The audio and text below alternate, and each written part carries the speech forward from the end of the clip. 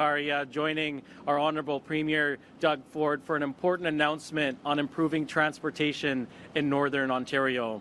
It's great to be here among so many friends and partners, and I'd like to recognize Minister Fedeli, Minister Pirie, and Parliamentary Assistant Brzee, as well as the Ontario Northland CEO Chad Evans and Commission Chair Alan Spacek.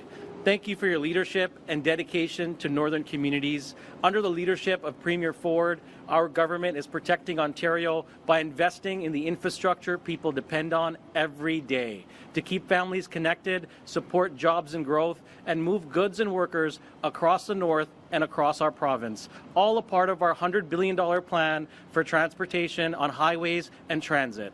Families in the north depend on the Ontario Northland to get to work, school, medical appointments, and home. And that's why our government froze Ontario Northland fares, helping people keep more money in their pockets while still delivering the services communities count on.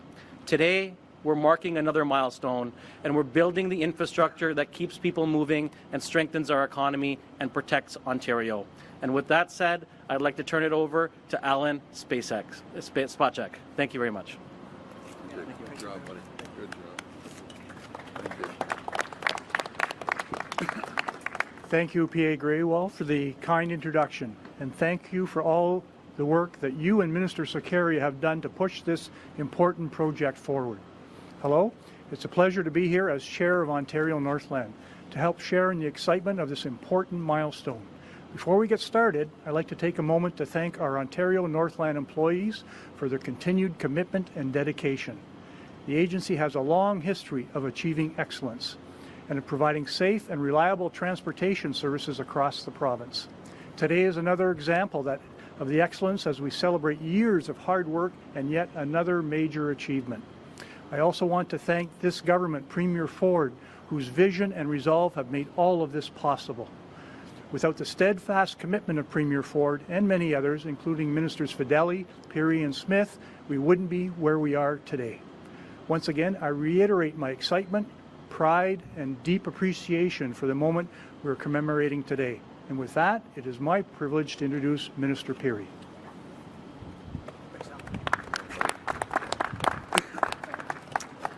Good morning, everyone, and thank you for being here today. I truly appreciate the opportunity to join you for this exciting announcement, one that matters all the way to Timmins. Our government made it a clear promise to the people of Ontario we would bring the Northlander back. Today, we are one important step closer to delivering on that promise and bringing this project across the finishing line. The return of Northlander is about more than rail service. It's about strengthening connections, improving access, and making it easier for people to travel to and within Northern Ontario. Northern Ontario is rich in opportunity.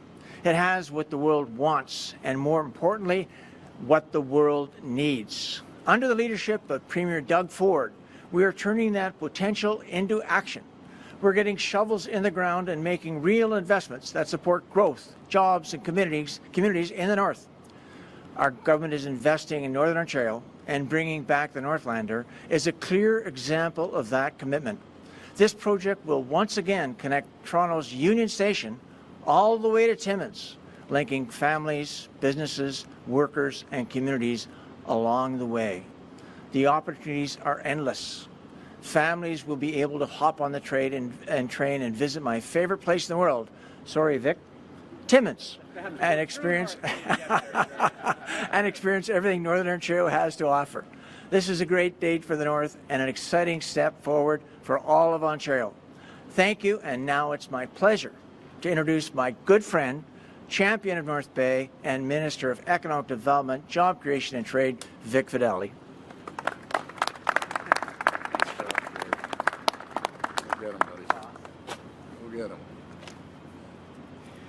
Well, thank you, George. It's a pleasure to be here alongside Premier Ford to mark this really defining milestone for Northern Ontario. As the MPP for Nipissing, this carries a very special meaning. For more than 100 years, the Northlander passenger rail was part of everyday life in our communities all throughout the north.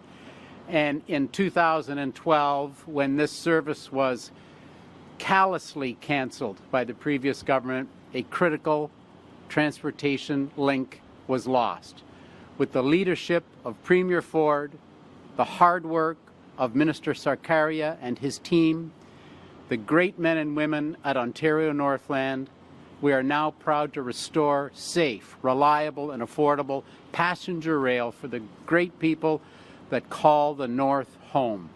The Northlander passenger rail will ensure hardworking families have better access to education, health care, and good-paying jobs.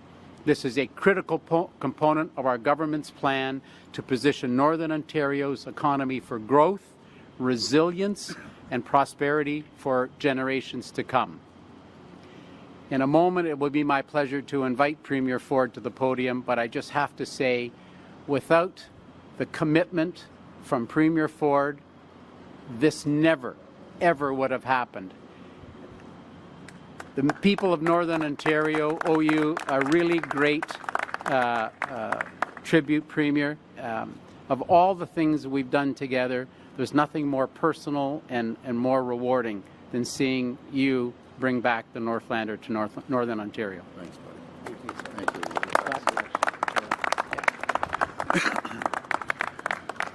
Well, first of all, hello everyone, and it's great to be here in beautiful Etobicoke at the Via Rail Maintenance Center. I got to give a shout out to all the Via employees here. You're absolute champs, and I appreciate everything you do. And as well as everyone from the Northlander, or better known as the Northlander or Northland. And without you folks, this wouldn't even happen. And I have to give a big shout out to Minister Pirie and PAs Grewal and Brazil. And before I get to the mayors, I got to tell you about Vic. When I first got elected 7.5 years ago, his number one ask, and he's been on this like a dog on a bone, is to bring back the Northlander. I don't get the credit. It's all of Vic, and I know my ministers agree and our PAs agree. This would not happen without Vic Fedeli pushing it all the way, and I just want to thank him again, Vic. So you're an absolute champion. This is yours. And all the mayors, thank you, mayors, for coming down to Toronto here. Plard, Politis, and White, and Deputy Mayor Armour. And the other elected officials here today as well. I want to give a shout out to the chair you heard from Alan and the CEO, Chad, from the Ontario Northland. And please pass on my thanks when you go back to your office to all the people that made this happen. We're here today to talk about our government's plan to protect Ontario. It's a plan to build an Ontario that is more competitive, more resilient, and more self-reliant so we can stand up to tariffs, economic uncertainty, and anything else that comes our way. I said at my last press conference, folks, yes, Canada, the world, they see a few bumps in the road. We're going to see some barriers. But I'm telling you, I'm feeling so positive this year compared to where we were last year. Just think where we were last year. President Trump got elected. He's threatening our country, threatening every country, threatening Ontario to take jobs, no matter if it's the auto sector, manufacturing sector, life science sector. Our federal government basically fell apart, and every Ontarian came together. We first started saying to the administration in the U.S., we have this to offer, we have that to offer. Well, that kind of fell on deaf ears. And we know President Trump. Now we know the rules with President Trump. There are no rules with President Trump. So we're going to focus on what we can do. And what we can do is produce great transportation to the north. And why this is so important, it's not just about making sure people may come down to the city, maybe go to the Blue Jays game, maybe have a medical appointment, but it's about getting people the opportunity, economic opportunities for jobs, and especially in our mining sector. And I know the mayors, they need the infrastructure. We're going to make sure we fulfill that because there's massive, massive opportunities with our critical minerals and our energy right now in Ontario. We're leading the world. Through our plan to protect Ontario, we're building infrastructure, cutting red tape, keeping taxes and fees low, and investing in workers. We're already saving people and businesses $12 billion in red tape and regulations that we've cut out. What that does, it saves over 1.8 million working hours every single year. So they can reallocate those people rather than filling out mounds of government paperwork. They can now be productive within their own company. So we can support jobs and investment right here in Ontario. Our government is also building the infrastructure that we need to drive Ontario's growth.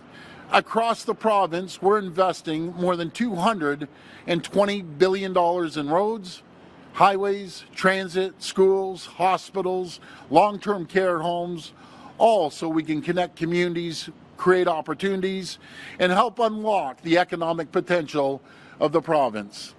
And speaking about economic potential, make no mistake about it, we're an economic powerhouse, not just in Canada, not just in North America, but around the world. In Northern Ontario, we're widening Highway 69 from 2 to 4 lanes between Sudbury and Parry Sound. And anyone who's driven that stretch, that's treacherous. You know, I've driven that stretch with my OPP many times. You're off a couple inches and a transport comes by, that's it. So it's so important for safety and commerce as well. We're also planning the first 2-in-1 highway project in North America on Highway 11 north of North Bay to keep traffic moving. And we're working with our First Nations partners to connect more communities to our province's highway network, including upgrading Highway 584 and widening Highway 1117 near Thunder Bay. Folks, I've been getting a lot of calls about the tragedies that have happened basically from the holiday season, and a lot of people have been killed on these roads. What we have to do is continue keeping up the maintenance as well as widening these roads, and we're going to continue making sure we pour money into roads all throughout the north. Here in Toronto and across the Greater Golden Horseshoe, we're building the largest expansion of public transit in all of North America. That includes the Ontario Line, the Eglinton Crosstown West extension, the Finch West LRT, the Yonge North Subway extension, the Scarborough Subway extension, the Hamilton LRT, the Hazel McCallion line, and expanded GO Train service right across where GO Train applies.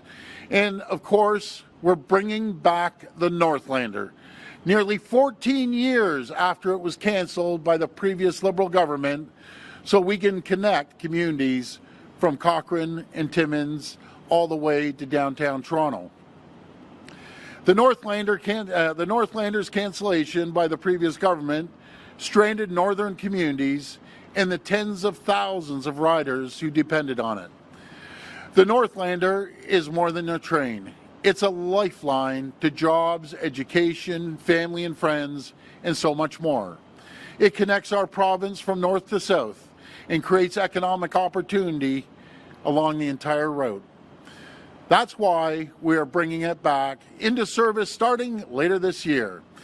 And that's why I'm thrilled to welcome the first of 3 new Northlander train sets here in Ontario. Folks, look at that beautiful train.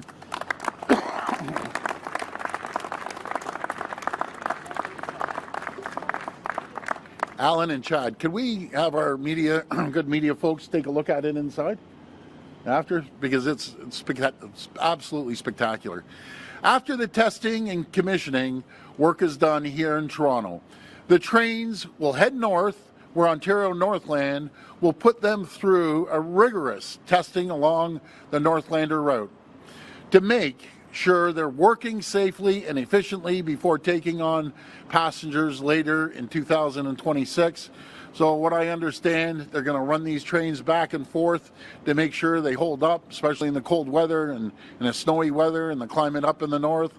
Once it's running, the Northlander will connect passengers from Toronto to Timmins in comfort with accessible seats and washrooms, charging ports, and Wi-Fi. The route will have 16 stops along a span of 740 kilometers. Think of that, 740 kilometers. That's huge.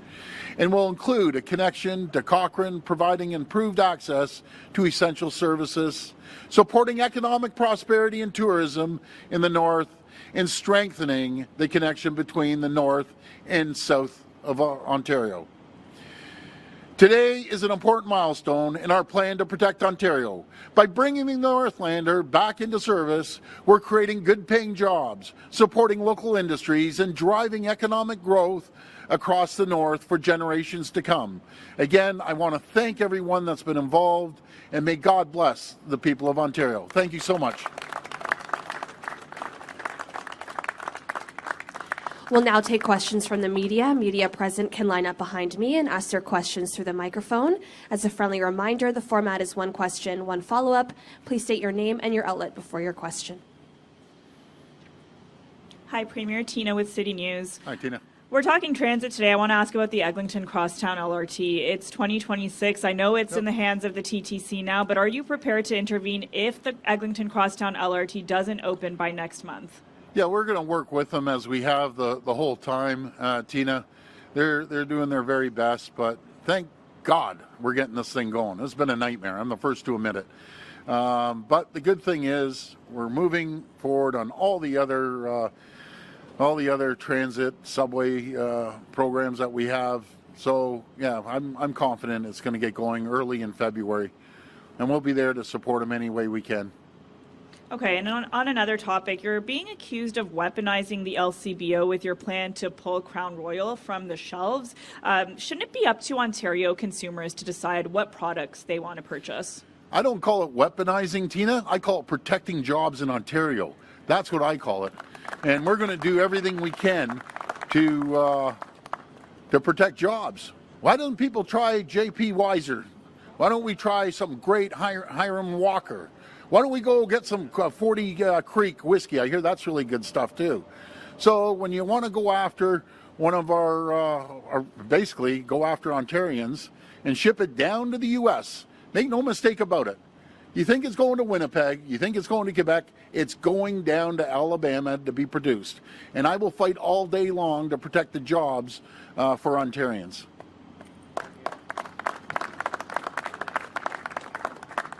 Hey, Premier. Barbara with QP Briefing. How are you? I'm doing good, Barbara. How are you? I'm good.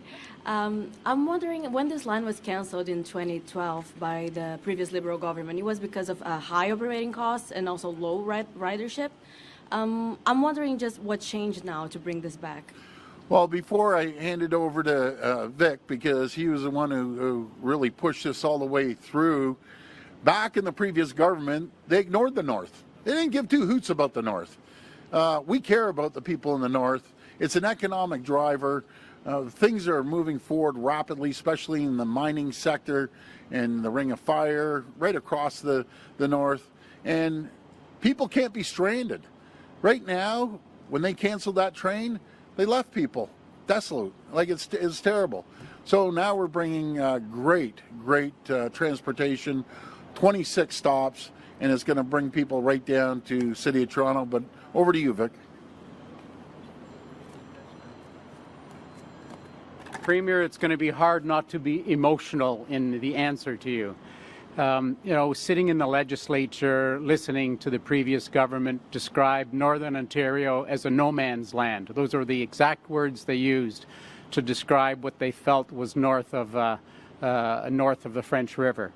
They never invested in the Northlander. They let it run down. They didn't have good times for departures. They never paid attention to it. And the Auditor General ran a complete study on the entire treatment of Ontario Northland by the previous Liberal government. I didn't come here to be political about it, but I'll tell you, it was a horrible day to see that canceled, because it was only the first of what the government intended to do.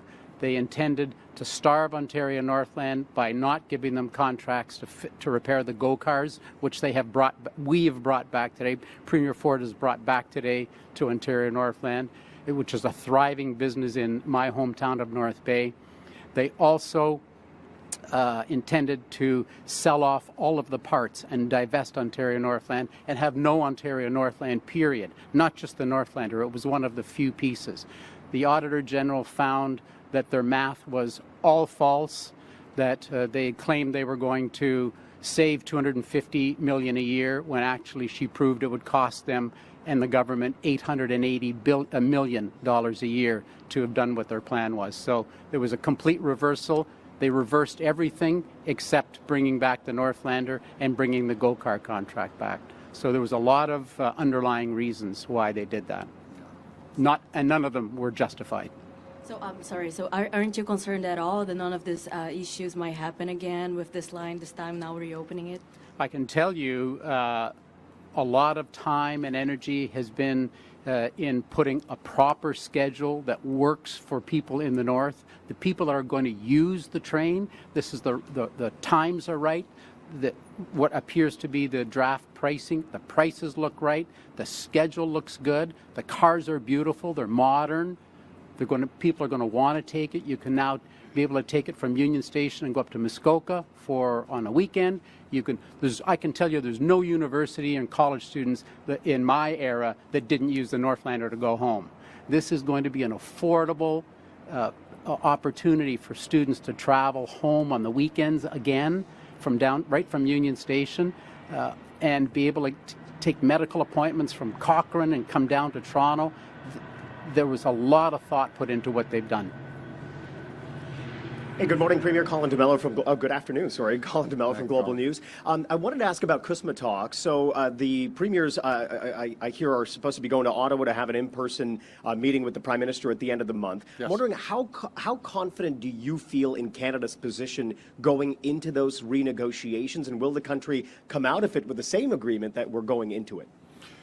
Well, I'm looking forward to sitting down with the rest of their premiers. We communicate frequently. I was talking just through text with Scott Moe last night, and another champion, Wob Canoe. We're always communicating, but we look forward to getting together.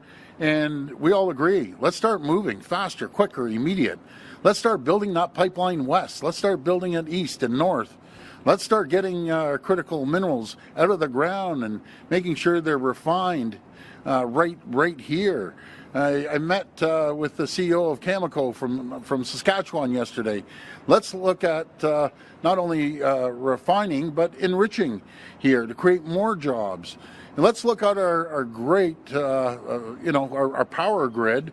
We're leading the world with small modular reactors and with electricity itself. I know Minister Lecce made a great announcement. We're leaders in the world. We're building 16,000 megawatts. That's equal to 16 million homes. To put that in comparison with the U.S., they have 1,000 megawatts in New York. They were as happy as anything for about 1 million homes. When I told the governor we're building 16,000, I thought she was going to fall off her chair. But we're gonna be the leaders, which we are right now, around the world. And then when I talked to the CEO yesterday, he said, everywhere we go around the world, everyone talks about Ontario and the energy and the SMRs and the nuclear capacity that you have. You're leading the world. I want to thank OPG. Hey, buddy. Yeah, sorry, he was giving me a shout out up there. So, anyways, so that's what we're doing. So we're focused. On the CUSMA talks and your confidence in those negotiations and Canada's position going into those talks. Well, you know something, Colin? He's a rare bird, President Trump, to say the least. So we're all going to stand behind the Prime Minister, work with him, and it's the best interest of the American people that I talk to frequently, daily actually, that you can't unscramble an egg. You got to make the omelet larger. Everyone benefits, and they're feeling the crunch down in the U.S. Personally, I look forward to the midterms. So let's see how we make out. But I have all the confidence with all the premiers and the federal government trying to get the best deal we possibly can. And that is why we have to move quicker, faster, immediate. That's why we have to diversify trade around the world, find new trading partners. And that's exactly what the Prime Minister is doing. He's flying all over the world, building relationships and contacts. Because, again, Canada is an amazing country. Ontario is an economic powerhouse around the world. And Premier, one of the places that the Prime Minister is going is China to try to repair relations with that country. If the Prime Minister starts to back down on those 100% EV tariffs, what impact would that have on Ontario's EV industry? And what are you telling the Prime Minister about those tariffs? Well, we can't back down. Simple as that. They want to come and open a big manufacturing facility and employ Unifor employees. Well, let's talk. But don't be shipping cars in, not manufactured by Ontarians. And Hyundai, it's a shout out to you. And Kia, we buy 220,000 cars here in Ontario and Canada. You got to open a plant. 220,000 cars. So, I think you're third on the rankings. You got to start building here. Simple as that. Hi, Premier. Siobhan Morris, CTV News. Hi, Siobhan. I wonder if you've heard anything from your good friend Wab Kinew about your promise on Monday to pull Crown Royal off the shelves of the LCBO and any effect it might have on his province. Yeah, no, I talk to Wab frequently. I talked to him the other day, actually yesterday, I think, the day before. Either way, I think the world of the guy. He's an absolute champion. He understands I got to protect jobs here. But I also informed him this is all going down to Alabama. There was an article from the union, Unifor. They know it's going down to Alabama. So whatever we're producing here in Ontario, they aren't going to make up the difference in Manitoba or Quebec. So I got to protect Ontario as he wants to protect Manitoba, but he's a great guy. Amazing Premier. We learned today that the Supreme Court is going to hear a challenge on the constitutionality of the Redeveloping Ontario Place Act. I'm looking for your reaction to that and what the ramifications might be for that bill and others from your government. So the divisional court said we aren't even looking at it. The appeals court said we aren't looking at it. Supreme Court wants to look at it, that's fine. But I'll tell you one thing. We're building the most spectacular destination anywhere in the country, if not North America. It's going to just be out of this world, and I can't wait to get this finished. We're building a world-class science center. You should see the designs. I got to wait before we release them, but it's shock and awe when you see it. Out of this world. We're building a great thermales coming in there, building a water park and a spa. They're also we have Live Nation in 28. I'm trying to push them in 27. Building out of this world amphitheater. There's going to be trails. It's going to be the #1 attraction in Canada, bar none. And then we have some other plans that we're going to do as well. This is all about creating jobs and opportunities for people, thousands and thousands of jobs. So I don't even know why they're going to the Supreme Court. I think it's a bunch of crazy lefties that want to protect one tree or two trees or three birds, and they're bringing it to the Supreme Court. But these same people, mark my words, the small group, very small, are going to be lined up to go through Ontario Place, to go to the beautiful trails, to go by the marina, to go to a concert, go to the Ontario Science Centre, go to the water park. It's spectacular. Hi, Premier Lorenda Redikoff with CBC News. Hi, Lorenda. Hi. An update on the recycling issues. This morning, the head of circular materials said that the province's January 1st transition date was a problem due to bad weather and more waste from the holidays. And when BC made the same transition, it did it in May. So did your government do this at basically the worst possible time of year? No, not at all. I think, saying it's in January, I don't know if you're saying it or they're saying it. There's always little kinks and bumps in the road, but they're getting it together, circular materials. And I think they subcontract the GFL. But the vast majority, people are getting their recycling picked up. But with any change, there's going to be some bumps in the road. They've reassured us, and I saw the letter to the public, that it's going to be 100%. But vast majority in the 90s, everyone's getting their recycling picked up, but we'll get through it. Following up on Colin's question about China and EVs, the Prime Minister is under pressure to make a deal with China next week to get trade restrictions lifted on agriculture and seafood exports. Would you support a compromise on tariffs on the Chinese EVs to get that done? The only compromise I would have is if they open up here, they hire Unifor employees, and they produce vehicles here. We have the best auto workers in the entire world. That's the compromise. Come here and look at the market. And maybe it will hold other automakers accountable, well, the U.S. automakers accountable when they're shipping vehicles up here. Hey, Premier. Brandon Chogri, City News. Brandon, good to see you. The City of Toronto's Vision Zero data for 2025 shows that deaths and significant injuries were both down pretty significantly, the lowest levels that we've seen since Vision Zero was brought in. A lot of councillors are pointing to those numbers as proof that speed cameras are effective and say that in 2026, now without those speed cameras, that our streets will be more dangerous. What is your response to that? That's just a bunch of hogwash. How about talking to the people on Parkdale Drive that they had 70,000 tickets? 70,000, and they just let it continue going. Wouldn't you, like someone with about a half a brain would figure out there's 70,000 speeding cars. Would you not put turnabouts? Would you not put speed bumps and find out 3 weeks later you were speeding? That doesn't stop accidents. What stops accidents is actually physically slowing people down. Make no mistake, folks, massive tax grab. All they want to do is gouge the people. That's what it comes down to.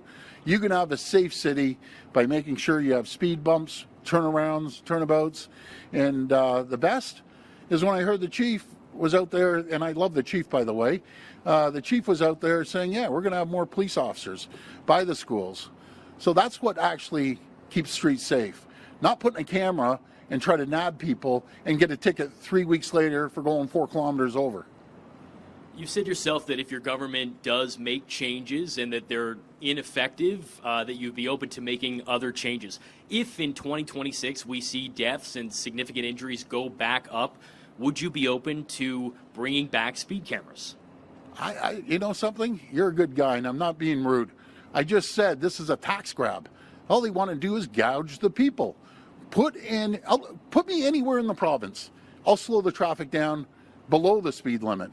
If there's areas, put the speed bumps in. And by the way, folks, you hear all these bogus polls that they try to lean one way. We did a poll that 75% of the people, you have a choice between speed bumps, police officers, or speed cameras. Guess where the speed cameras ended up? 75% would prefer the speed bumps and police officers there. So it's pretty obvious. All this other nonsense is let's gouge the taxpayers again. That's all they know how to do. I got an idea. The municipalities should look at cost savings, should run things efficiently, and there's a lot. And great mayors here are running it efficiently. And all mayors should run their cities efficiently. I walked a mile in their shoes, and I'll tell the story. I walked through that City Hall doors, $774 million of pressure. The world's coming to the end with Rob and I. And they said, you got to raise taxes 15%. No. You guys got to find 10% efficiencies. We delivered a 0% tax increase. From 774 to 0%, not one person lost their jobs. You got to run it like a business. If you don't run it like a business, then you don't get it done. My question is, how can a province like ours have never raised the tax in 7.5 years and saw more revenues because we created the climate and the conditions for companies to come here and invest. And we've seen about 113 billion since we've been in office of new investments because Vic's been running around the world. More revenues, more employees. There's 1 million jobs have been created since we've been in office. Like that tells the story, folks. Not about gouging people. When you tax people to death, you should not be running in municipal elections or provincial or federal. Get your act together and start respecting the taxpayers.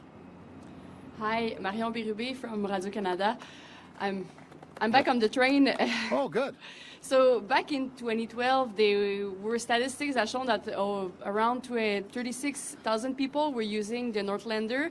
How is this year going to be different? How do you plan to make it profitable, given the fact that it's going to cost millions of dollars? Well, before I pass it either over to Chad or Vic or George, Chad? Well, I'll tell you, because we aren't ignoring the people in the north like the previous government did. We're building infrastructure. We're building highways up there. We're creating new jobs in the north. We're unleashing our critical minerals, which are the largest in the world. I'm talking to these mayors, which are absolute champions, and they need the infrastructure to start building homes for the miners that are coming up. One of our great mayors he has 500 homes ready to go. Another mayor, because of the infrastructure, is building hundreds of homes. And in a community of 8,000, you build 500 homes. That is huge. So we're bringing prosperity and hope and growth to the people of the north. And that's how we're going to continue making sure that the Northlander works very, very well. Over to you, Chad.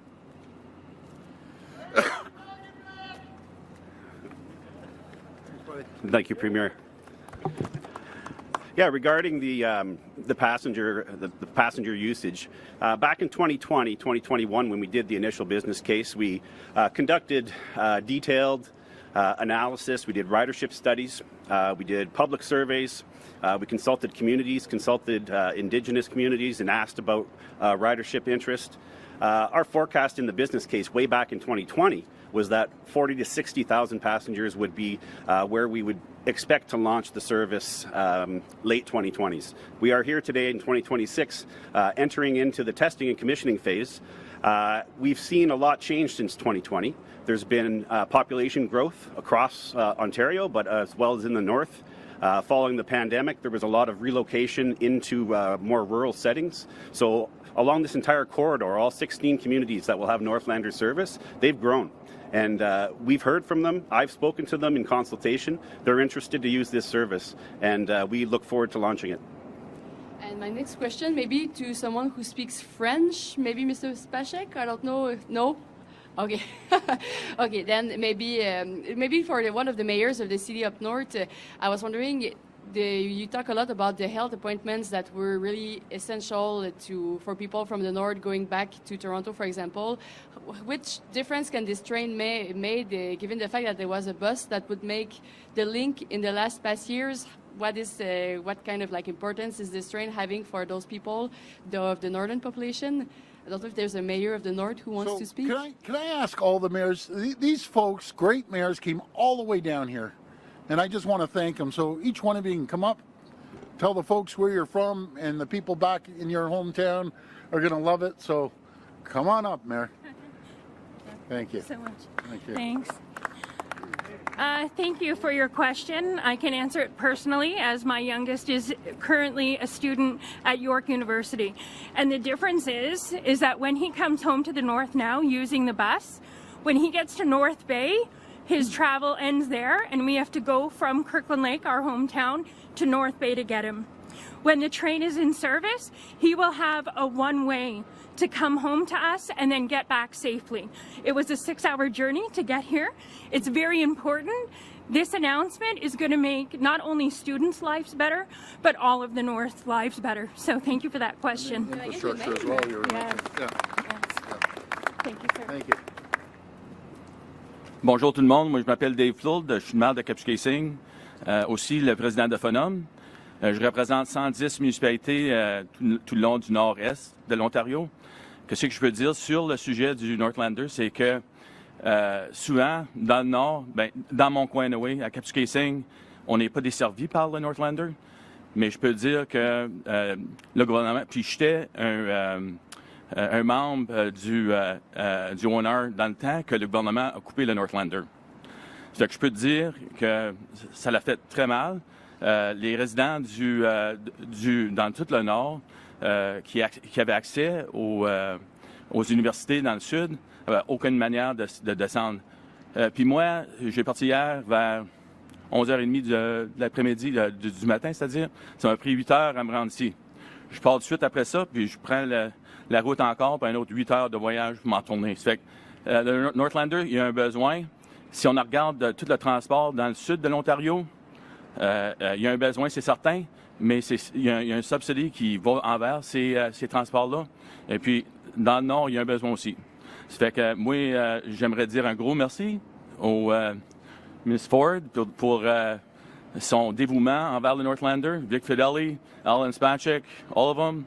A huge thank you. You're heroes in the North today. Thank you. Thank you. Appreciate it. Well, hello, everybody. My name is Peter Pirie. I'm the proud mayor of the town of Cochrane. The simple perspective I think I can provide everybody is 92% of the geographic land base is in Northern Ontario. 6% of the population is in Northern Ontario. Moving people is the only future we have in this province. And when you recognize the natural resource industry now is coming into its own and will be a critical part of reshaping the economy of not only the province but the country, we recognize that we need to be able to move people in an effective way. So Northern Ontario is one of the last frontiers in the country, if not the last frontier. We're lucky to have those opportunities, and we're very fortunate to have a government that recognizes that this is a jewel sitting in Ontario that is long overdue to develop and long overdue to connect to the mainstream. We have this competitive advantage that most countries and most provinces don't have, and only smart governments are the ones going to recognize that we have to move people through that area. 7,000 jobs just in the mining industry alone. If you think of the electric vehicle market, just the mining industry alone are going to be moving to that part of the province. Where are they going to live? How are they going to get there? How are they going to get back and forth? How are their families going to move back and forth? So I'm very proud and happy and grateful, Premier, for the insight and the foresight and the government as well too, and always very grateful to Vic Fedeli, who's a proud Northerner, and really appreciate the opportunity to speak to you all. Looking forward to connecting Northern Ontario, the greatest place in the planet, with Southern Ontario. Thank you. Thank you. Bob Stone from Huntsville.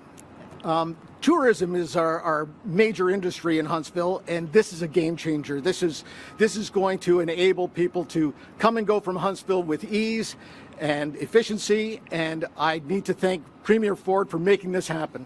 Thank you, my friend. Thank you. My second home in Huntsville. You know, I might hop in that train and go up there.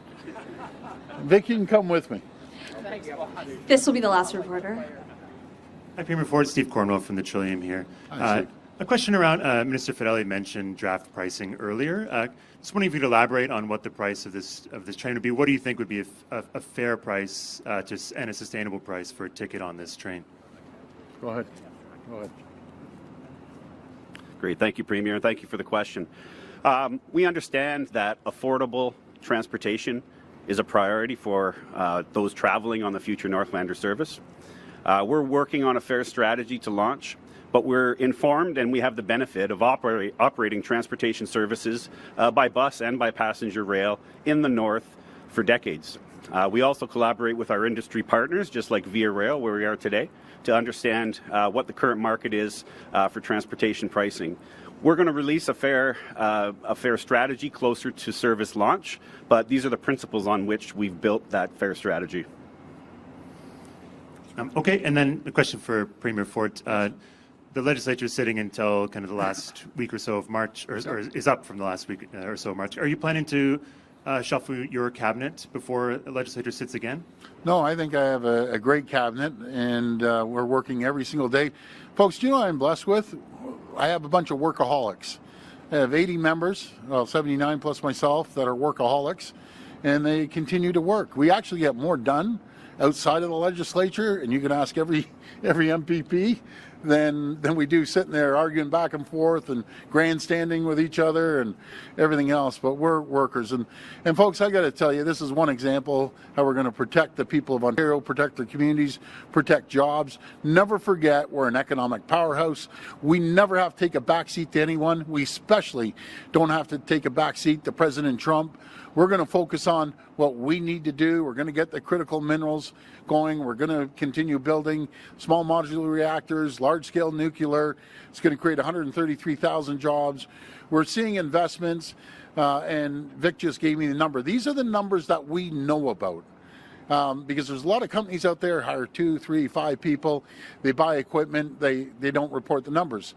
But let me get this right, Vic, and you better come up here. It was $25 billion, 57,000 employees that have been invested just last year alone that we know about. And there's billions Vic is telling me he has the list this long of companies from $10 million investments, 50, hundreds of millions, but then he has a whole bunch of people that want to come and invest billions of dollars. And do you know who gets the credit? Not only Vic running around, but all the folks here. Our talent is second to none. We're the greatest jurisdiction anywhere in the world. We'll go up against anyone, and we'll compete, and we'll win. Thank you. God bless. That concludes our press conference. Thank you.